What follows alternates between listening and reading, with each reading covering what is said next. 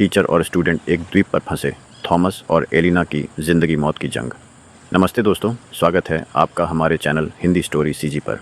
आज हम लेकर आए हैं एक ऐसी सच्चाई से प्रेरित लगने वाली थ्रिलिंग सर्वाइवल स्टोरी जो आपको सीट से बांधे रखेगी। प्रशांत महासागर के बीचों बीच एक छोटा सा पत्थरीला नामहीन सा द्वीप मानचित्र पर तो है, लेकिन दुनिया की नज़रों से छुपा हुआ। कोई बस्ती नहीं, कोई सिग्नल नहीं, कोई रास्ता नहीं, सिर्फ काली चट्टानें, घनी झाड़ियाँ और चारों तरफ फैला अनंत नीला पानी। लेकिन इस पानी और चट्टानों के पीछे छुपा है एक ऐसा राज जो इंसान की रूह तक कंपाने वाला है। ये कहानी है ब्रिटिश मरीन बायोलॉजिस्ट और शिक्षक थॉमस रेवर की और उनकी 21 साल की होनहार छात्रा एलिना की। एक रिसर्च ट्रिप के दौरान आए भयानक तूफान ने उनकी ज़िंदगी को हमेशा के लिए बदल दिया। छोटी इमरजेंसी बोट में बहते बहते वे पहुंचे उस द्वीप पर जहां इंसानी कदम शायद सदियों से नहीं पड़े थे। क्या वे इस द्वीप से जिंदा लौट पाएंगे या द्वीप का वो भयावह रहस्य उन्हें हमेशा के लिए निगल जाएगा? चलिए शुरू से शुरू करते हैं इस खौफनाक और दिल दहला देने वाले सफ़र को। थॉमस रेवर लंदन यूनिवर्सिटी में मरीन बायोलॉजी के प्रोफेसर थे। 48 साल के थॉमस को समुद्र से गहरा लगाव था। उन्होंने अपनी ज़िंदगी के 25 साल समुद्र की गहराइयों को समझने में बिता दिए थे। इस बार वे अपनी रिसर्च टीम के साथ प्रशांत महासागर में कोरल रीफ और दुर्लभ समुद्री जीवों के अध्ययन पर निकले थे। टीम में उनकी सबसे होशियार छात्रा एलिना भी थी। एलिना सिर्फ 21 साल की थी, लेकिन उसकी उत्सुकता और हिम्मत देखकर थॉमस को हमेशा लगता था कि ये लड़की एक दिन बहुत बड़ा नाम करेगी। एलिना हमेशा सबसे आगे रहती, डाइविंग हो या डेटा कलेक्शन। ट्रिप सब कुछ प्लान के मुताबिक चल रही थी, लेकिन प्रकृति के आगे किसी की नहीं चलती। एक दोपहर अचानक मौसम ने करवट बदली।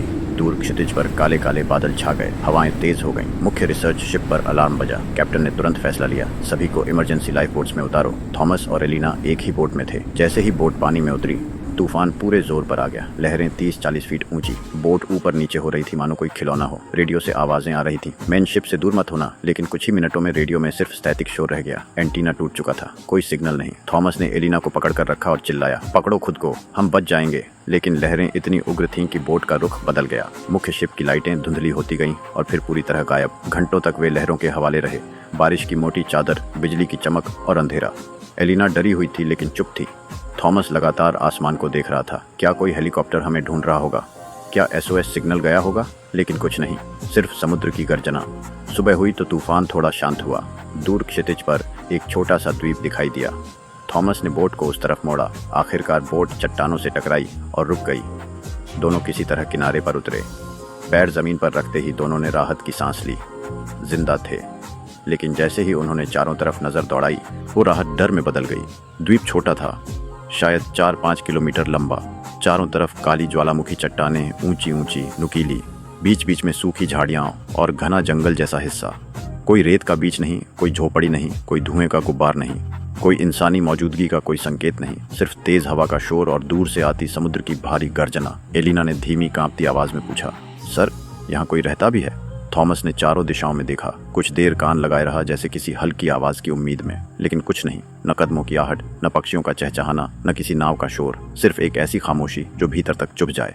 दोनों ने एक दूसरे की तरफ देखा। एक ही सवाल दोनों के मन में कौंध रहा था, क्या दुनिया को पता भी है कि हम अभी इस दुनिया में मौजूद हैं, या हम अब पूरी तरह गायब हो चुके हैं? पहला दिन बीता, सूरज डूबा और अंधेरा पूरे द्वीप को निगल गया। दोनों ने उम्मीद की कि रात में दूर कहीं कोई रोशनी दिखेगी, कोई मछुआरों की बस्ती, कोई शिप की लाइट। लेकिन नहीं। रात जितनी गहरी होती गई, सन्नाटा उतना ही डरावना, मानो द्वीप उन्हें अपनी गिरफ्त में ले रहा हो। दूसरा बड़ा खतरा था पानी। अगली सुबह सूरज सिर पर आग बरसा रहा था, होंठ फट रहे थे, गला सूख रहा था। थॉमस द्वीप पर घूमे। चट्टानों के बीच एक संकरी दरार मिली जहां से धीरे धीरे पानी रिस रहा था, लेकिन पानी धुंधला, मिट्टी और काई से भरा, पीने लायक बिल्कुल नहीं लग रहा था। थॉमस ने कहा, एलिना, पी लो, कोई और चारा नहीं। नहीं पिया तो कुछ घंटों में डिहाइड्रेशन से बेहोश हो जाएंगे। एलिना ने पानी सूंघा, रंग देखा। घबराई हुई थी, लेकिन मजबूरी में दोनों ने थोड़ा थोड़ा पिया। पहले तो सब ठीक लगा, लेकिन आधे घंटे बाद सिर भारी होने लगा, हल्का चक्कर, जी मिचलाना। एलिना ने पूछा, सर, ये ऐसा क्यों हो रहा है? पानी में कुछ था? थॉमस चुप रहा। क्या पानी में कोई टॉक्सिन था, या सिर्फ भूख प्यास की थकान? लेकिन ये पहला अनजाना डर था जो उनके दिल में घर बना रहा था। तीसरे दिन भूख ने सबसे खतरनाक हमला किया। पेट में तेज क्रैम्प, हाथ पैर कमजोर, शरीर चेतावनी दे रहा था, समय कम है। दोनों समुद्र किनारे पहुंचे। ज्वार उतारा था, शायद कुछ शेलफिश या छोटी मछलियां मिल जाएं। थॉमस ने नुकीली लकड़ी का भाला बनाया। घंटों कोशिश की, कई बार हाथ खाली। आखिर मुश्किल से 2 हथेली जितनी छोटी मछलियां मिली। एलिना मायूस होकर बोली, सर, इतने से क्या गुजारा होगा? थॉमस ने कमजोर मुस्कान दी, कम से कम आज हम जिंदा रहेंगे, कल कुछ और मिल जाएगा। लेकिन दोनों के मन में साफ था, अगर रोज यही हाल रहा तो ज्यादा दिन नहीं टिकेंगे। असली जंग अब शुरू हो चुकी थी। दोपहर में सूरज इतना जहरीला कि त्वचा जलने लगी। छाया की सख्त जरूरत थी। द्वीप की ऊंची चट्टानों के बीच उन्हें पुरानी लावा टनल्स मिली, लंबी ठंडी गुफाएं। बाहर की गर्मी से राहत, अंदर बिल्कुल शांत। शुरुआत में लगा कि सुरक्षित ठिकाना मिल गया, लेकिन जैसे जैसे अंदर गए माहौल बदला। ठंडक तो थी, लेकिन साथ में एक अजीब बेचैनी। हवा स्थिर नहीं लग रही थी, मानो कुछ छिपा रही हो। एलिना ने दीवारों पर हाथ फेरा। दीवारों पर पुराने खरोंच के निशान थे, सीधे टेढ़े, कहीं गहरे कहीं हल्के, न जानवर के पंजों जैसे न किसी औजार के। एलिना ने पूछा, सर ये निशान किसने बनाए होंगे? कितने पुराने हैं? थॉमस चुपचाप दीवारें देखता रहा। मन में सवाल उठ रहा था, यहाँ पहले कोई था, और अगर था तो गया कहाँ? गुफा में बिताई पहली रात बेचैन करने वाली थी। बाहर समुद्री हवाएं चट्टानों से टकराकर ऐसी आवाजें बना रही थीं जैसे कोई भारी पत्थर घसीटा जा रहा हो। छत से कभी कभी बूंदें टपकती, अंधेरे में और डरावनी लगती। दूसरी रात और भयानक। आधी रात को बाहर से घसीटने की ध्वनि आई, धीमी, लंबी, साफ। एलिना घबराकर फुसफुसाई, सर ये कोई जानवर है? थॉमस ने कुछ सेकंड कान लगाए। शायद चट्टानें खिसक रही हों, लेकिन बाहर झांकने की हिम्मत नहीं हुई। टॉर्च थी, लेकिन हथियार कुछ नहीं। अगर सच में कोई जंगली जानवर था तो बाहर जाना खुदकुशी। तीसरी रात तक नींद लगभग गायब। हर छोटी सरसराहट, हर हवा की आवाज उन्हें एक ही सवाल में धकेल रही थी, क्या हम सच में इस द्वीप पर अकेले हैं? चौथे दिन खाने की तलाश में एलिना एक ढलान पर फिसल गई। टखना बुरी तरह मुड़ गया, दर्द इतना कि चलना नामुमकिन। थॉमस ने उसे पास की समतल चट्टान पर लिटाया और कहा, तुम यहीं रुको, मैं पानी, लकड़ी और खाना लेकर आता हूँ। अब सब जिम्मेदारी थॉमस की हो गई। वह घंटे भर बाद थका हारा लौटा, लेकिन लौटते ही उसकी नजर चट्टान के नीचे गीली रेत पर पड़ी। वहाँ पैरों जैसे निशान थे, गोल, छोटे, लेकिन इंसानी पैरों से बिल्कुल अलग। थॉमस कुछ पल ठहर गया, दिल जोर से धड़का। एलिना ने दर्द में कराहते हुए पूछा, क्या हुआ सर? थॉमस ने निशान की तरफ इशारा किया, लेकिन कुछ बोला नहीं। क्या बारिश और हवा ने रेत पर आकृति बना दी, या ये सच में कोई निशान थे? वह चुपचाप बैठ गया। मन में सवाल, अगर ये किसी के निशान नहीं थे तो बने कैसे? उस शाम आकाश अचानक काला पड़ गया। देखते देखते भयंकर तूफान टूट पड़ा। हवाएं चीख रही थीं। गुफा के मुहाने से टकराकर ऐसी आवाज जैसे कोई विशाल पत्थर घसीटा जा रहा हो। गुफा में पानी तेजी से भरने लगा। थॉमस ने एलिना को गोद में उठाया और ऊपरी सुरक्षित चट्टान पर ले गया। उसका टखना सूज चुका था, दर्द से कराह रही थी, लेकिन दोनों जानते थे ये रात आसान नहीं। बिजली चमकती और हर चमक में गुफा का अंदरूनी हिस्सा एक पल को रोशन हो जाता। उसी एक पल में थॉमस ने देखा, गुफा के मोड़ के पीछे कुछ हिलता हुआ। वह रुक गया, ध्यान से देखने की कोशिश की, लेकिन बिजली बुझी और फिर अंधेरा। एलिना ने डरते हुए पूछा, आपने क्या देखा? थॉमस ने कहा, शायद हवा से हिलती छाया, लेकिन सच ये था कि उसे खुद नहीं पता था। जानवर था, चट्टान थी, या तूफान का भ्रम। लेकिन वो छोटा सा पल उनके दिमाग में गहरी तरह से बैठ गया। क्या गुफा में वे सचमुच अकेले थे? दिन बीतते गए, भोजन लगभग खत्म। पहले जो छोटी मछलियां मिल रही थीं, अब वो भी गायब, मानो ज्वार उन्हें हमेशा के लिए ले गया हो। थॉमस रोज नई नई जगह तलाशता, लेकिन ज्यादातर खाली हाथ लौटता। कभी चट्टानों की दरारों में समुद्री पक्षियों के अंडे मिल जाते, लेकिन इतने कम कि 2 लोगों का पेट भरने की उम्मीद भी नहीं। एलिना लगातार कमजोर पड़ रही थी। उसकी आंखें धंस गई थीं, चेहरा पीला। एक दिन धीमी आवाज में बोली, सर क्या कोई हमें ढूंढ भी रहा होगा? थॉमस कुछ पल चुप रहा, फिर बोला, जरूर ढूंढ रहे होंगे, लेकिन ये महासागर बहुत बड़ा है। वो बात उसने सांत्वना देने को कही थी, लेकिन अंदर से उसे भी पता था, इस विशाल नीले पानी में एक छोटी बोट का गायब होना अक्सर बिना किसी निशान के ही होता है। एक सुबह सूरज समुद्र पर सुनहरी लकीर डाल रहा था। एलिना ने अचानक थॉमस का हाथ कसकर पकड़ा। देखिए, वहाँ क्षितिज पर कुछ तैरता हुआ। दोनों ने गौर से देखा। एक छोटी काली आकृति लहरों के साथ ऊपर नीचे हो रही थी। क्या वो नाव थी? दोनों के दिल में अचानक उम्मीद जागी। थॉमस ने तेजी से सूखी टहनियां इकट्ठी की, कपड़े फाड़कर आग जलाई।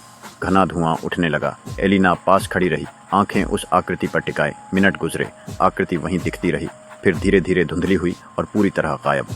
एलिना की आंखें नम हो गईं। क्या वो सच में नाव थी? थॉमस लंबे समय तक समुद्र को देखता रहा, फिर बोला, शायद, या हो सकता है हमने किसी दूर की चट्टान को नाव समझ लिया। जब इंसान उम्मीद पर टिका हो तो दूर की हर चीज उम्मीद जैसी ही लगने लगती है। लेकिन वो झूठी नाव जैसी आकृति ने उनकी उम्मीद को और गहरा घाव दिया। दिन बीतते गए और अकेलापन अब दोनों के बीच दीवार बनने लगा। भूख, डर, अनिश्चितता, इन सब का असर उनके व्यवहार पर दिखने लगा। एक शाम एलिना अचानक भड़क उठी, ये सब आपकी वजह से हुआ। आप ही हमें इस ट्रिप पर ले आए, आपकी वजह से हम यहाँ फंसे हैं। थॉमस कुछ सेकंड उसे देखता रहा। उसकी आंखों में गुस्सा नहीं, सिर्फ थकान और टूटा हुआ भरोसा था। वह धीरे से बोला, शायद ये सिर्फ एक हादसा था जिसे कोई रोक नहीं सकता। एलिना की बातों ने उसे भीतर तक झकोर दिया, मानो उसके कंधों पर अचानक कोई भारी बोझ रख दिया गया हो। सिर्फ 2 इंसान थे द्वीप पर, और अब लग रहा था कि वे एक दूसरे से भी दूर होते जा रहे हैं। एक रात हवा पूरी तरह शांत थी। गुफा के अंदर सिर्फ आग की चटकने की हल्की आवाज। उसी शांति में अचानक बाहर से भारी कदमों जैसी ध्वनि आई, धीमी लेकिन बिल्कुल साफ। थॉमस तुरंत उठ खड़ा हुआ। एलिना घबराकर उसके पास सिमट आई। दोनों चट्टानों के पीछे दुबक कर बाहर झांकने लगे। कुछ पलों तक आवाज चलती रही, जैसे कोई भारी चीज चल रही हो।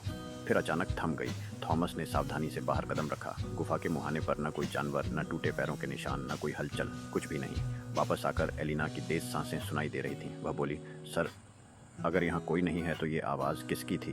दोनों के दिमाग में एक ही डर घुस रहा था। क्या हमारा दिमाग हमें धोखा दे रहा है? क्या मानसिक संतुलन टूटने लगा है? या इस खामोश द्वीप में सच में कुछ ऐसा है जिसे हम समझ नहीं पा रहे? उस रात दोनों लगभग जागते ही रहे। अगली सुबह थॉमस खाने की तलाश में समुद्र किनारे दूर तक निकल गया। रेत पर बिखरे शैवाल और बहकर आए टुकड़ों के बीच उसे कुछ सफेद दिखाई दिया। पास गया तो देखा एक टूटा हुआ प्लास्टिक कंटेनर, हल्का धुला हुआ, लेकिन उस पर लिखे अक्षर साफ थे, research base 21 south Pacific. Thomas उसे घूरता रहा। अंग्रेजी में लिखा होना अपने आप में बड़ा संकेत था। मतलब इस द्वीप के आसपास कभी कोई रिसर्च टीम काम करती थी। वह कंटेनर लेकर गुफा में लौटा। एलिना की आंखों में हल्की चमक आई। सर, इसका मतलब यहाँ कोई रिसर्च स्टेशन था। शायद वहाँ रेडियो हो, खाना हो। थॉमस ने सिर हिलाया। होगा, लेकिन कहाँ? और अगर था तो उसे छोड़ा क्यों गया? द्वीप छोटा था, लेकिन ऊंची चट्टानें, घने जंगल जैसे हिस्से, खड़ी ढलानें। तलाश आसान नहीं थी। कंटेनर ने उम्मीद दी, लेकिन साथ में एक नया सवाल भी। अगर बेस था तो उसे अचानक क्यों खाली किया गया? एलिना की हालत अब तेजी से बिगड़ रही थी। कमजोरी इतनी कि वह ठीक से खड़ी भी नहीं हो पाती थी। थॉमस समझ गया, अगर अब कुछ नहीं किया तो दोनों ज्यादा दिन नहीं टिकेंगे। उसने गहरी सांस ली और कहा, मैं उस रिसर्च स्टेशन को ढूंढने जा रहा हूँ। शायद वहाँ रेडियो मिल जाए। एलिना ने डर के साथ उसका हाथ पकड़ लिया। सर, अगर आप वापस नहीं आए तो? थॉमस कुछ पल चुप रहा। बाहर दिखने वाले खतरों से ज्यादा भीतर उठ रहे सवाल उसे डरा रहे थे। धीरे से बोला, अगर मैं नहीं लौटा तो तुम मेरा इंतजार मत करना। कोशिश करना कि किसी तरह सिग्नल बनाओ। एलिना की आंखें भर आईं। वह जानती थी कि यह फैसला कितना जोखिम भरा है। घना जंगल, खड़ी चट्टानें और किसी भी दिशा में मदद का कोई भरोसा नहीं। थॉमस ने गुफा की तरफ आखिरी बार देखा। क्या वह सच में लौट पाएगा या ये उसकी एक तरफा यात्रा बनने वाली थी? सुबह सुबह थॉमस निकल पड़ा। पूरे दिन जंगल के भीतर भटकता रहा। जगह जगह घना झाड़ झंखाड़ रास्ता रोकता। कुछ जगहों पर जमीन इतनी नरम कि पैर धंस जाते। चलते चलते उसे टूटे पेड़ों के बीच जंग खाए लोहे के टुकड़े मिले, पुराने ड्रम, आधे दबे हुए ढांचे। ऐसा लग रहा था कि यहाँ कभी किसी ने छोटा कैंप या सर्वे उपकरणों का सेटअप बनाया था। लेकिन अब सब खंडहर, कोई साफ रास्ता नहीं, कोई ताज़ा हलचल नहीं, सिर्फ समय और मौसम से टूटी पिटती चीजें। थॉमस जितना आगे बढ़ता, सवाल उतना भारी होता जाता। अगर यहाँ बेस था तो इसे ऐसे अचानक क्यों छोड़ा गया? और कब? जंगल की खामोशी में ये सवाल और तेज गूंज रहे थे, मानो जवाब कहीं पास ही छुपा हो, लेकिन खुद को दिखाने से डर रहा हो। 2 दिन की लगातार तलाश के बाद थॉमस एक छोटी पथरीली पहाड़ी पर चढ़ा। ऊपर पहुंचते ही उसे जंग खाया लोहे का टूटा दरवाजा दिखा। पास जाकर देखा, ये किसी पुराने शेड का हिस्सा था। अंदर घुसा तो उसकी सांस रुक गई। वहाँ एक पुराना रेडियो हाउस था, आधा ढंसा, आधा खुला। अंदर एक बड़ा जंग लगा ट्रांसमीटर पड़ा था। स्विच टूटे, तार बाहर निकले हुए, लेकिन मशीन पहचान में आ रही थी। उस चीज ने उसे सबसे ज्यादा रोक दिया जो ट्रांसमीटर के पास पड़ी थी। एक पुराना फोल्डर, उस पर साफ लिखा था, evacuation order, bio risk level 3। Thomas का दिल एक पल को थम गया। उसने कांपते हाथों से फोल्डर खोला। अंदर सिर्फ कुछ पन्ने थे, लेकिन शब्द साफ थे।